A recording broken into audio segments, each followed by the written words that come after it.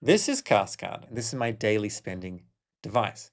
I top it up with USDC on Solana, and then I spend it as per normal. So firstly, Kast Card. Kast.xyz, a way to spend your stablecoins, supported by Apple Pay, Google Pay, and 140 million merchants and ATMs worldwide as well. I first heard about this last year before Breakpoint, and I would say this is more of a premium product, but I think Kast could become something that has like 100 million users. Now, my team made this comparison amongst all the top kind of crypto or semi-crypto cards out there, the biggest one being probably Revolut. And I actually do think Kast, K-Card, and X-Card, they are properly on top. But for transparency, you can see everything here. One thing that I think is very worthwhile is the fact that Kast doesn't have a token yet, but they have an active rewards program that will issue a token, and it's been documented in the future. So instead, like if you use your crypto.com card, and I have one, haven't used it in some time, but I have one, this is already a massive valuation. Revolut, this is a private company with a valuation of 48 billion. You have no upside. Bank of America, kind of pointless,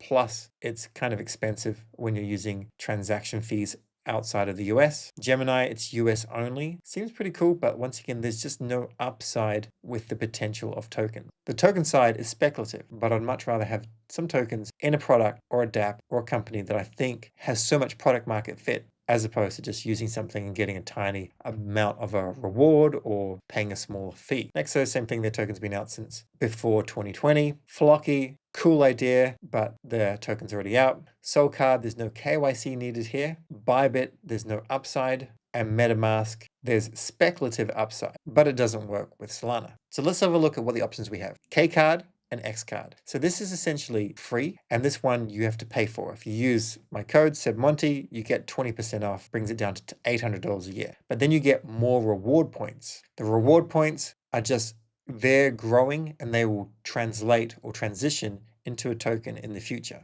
All of this is subject to like legal approval and whatnot. You can check out further information on the docs. One thing to keep in mind is if you're not paying in US dollars, then there is a 2% surcharge. So I'm in Europe, and every time I use it, I still happily pay this because I'm getting about 10% back in rewards points. And it's just very, very convenient. But at the same time, if you are living in the US, and this is a bit of a no-brainer, you don't have to pay anything. You're just getting rewards points just like that. So this is the most perfect product market fit for people in the US. But even outside the US, it's still decent. Let's have a look at some of the transactions I've made so I can show you what I've actually made in terms of reward points. The convenience factor is massive alone, but we'll have a look at this as well. So this is like an Amazon purchase. It was 76.44 euros. The real exchange rate with no markup is this amount in dollars. Kast charged me just under 2% as a markup because I'm paying in euros. But if I use my typical 3% markup rule, which is very typical, it's going to be more expensive. Plus, if you're using the free card, you can earn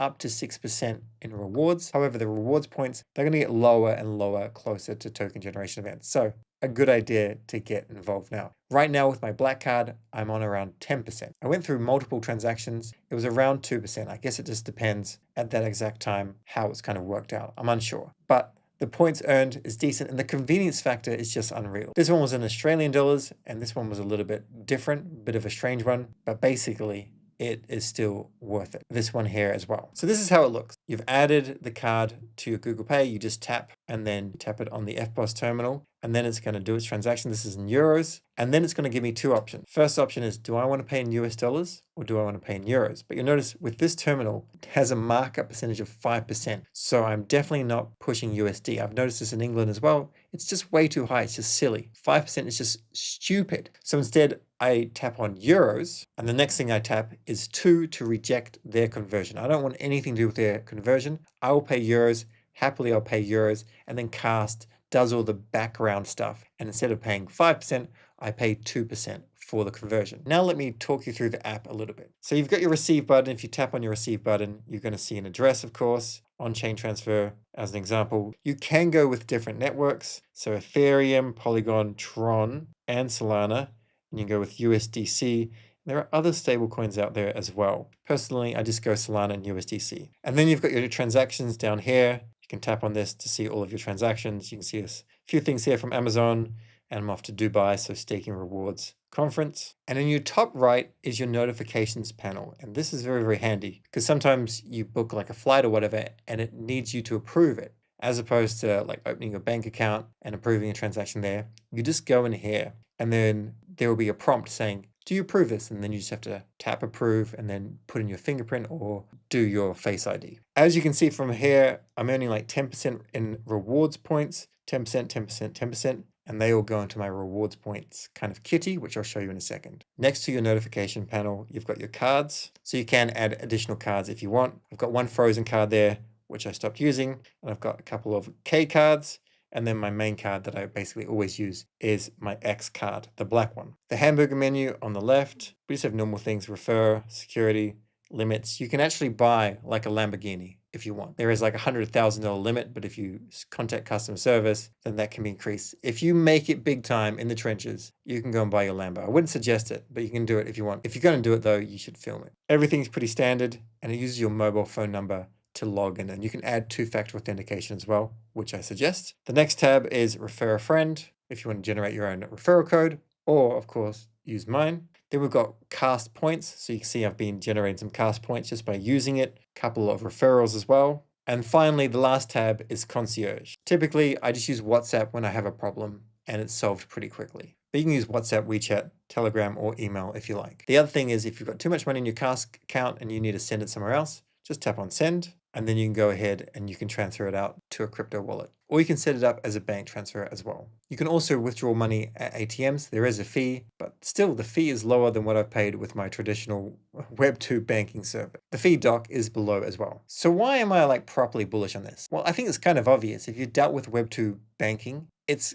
kind of difficult. And there are some countries that are more difficult than others. You get a frozen transaction, you get a blocked transaction, and that can happen sometimes. Not every provider in the world will accept Kast card. In India, I've heard there's some problems, but more and more are being added. Like there are a lot of merchants that will actually accept it. The card is issued from Singapore, so if they have a problem with Singapore, sometimes maybe it will be blocked or it won't work. But in general, it's basically always worked for me, other than paying for a Claude subscription and upgrading my Twitter Blue early on. It now works now. So the biggest reason why I'm using it is not just convenience. That's obviously a major thing. But like, as I said, feel this huge upside in the actual future of this company. I would love to have some rewards points in Kast, and exactly how that's going to translate, what kind of token, I don't know. But I think, in my opinion, it's a bet worth taking. I've done a little bit of research as well. They did a seed round last year. They've also gone ahead and acquired Kaiji Labs. Unsure who they are, but they acquired them last year as well. This is their CEO, but probably one of the coolest hires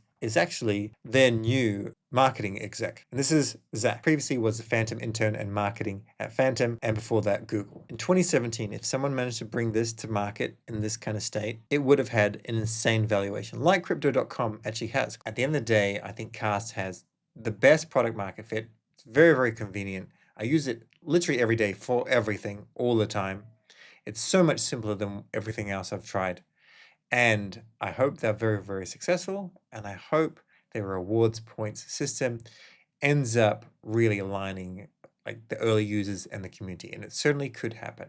So I'll leave it with you. Sign up for Kast Card. Let me know your thoughts below.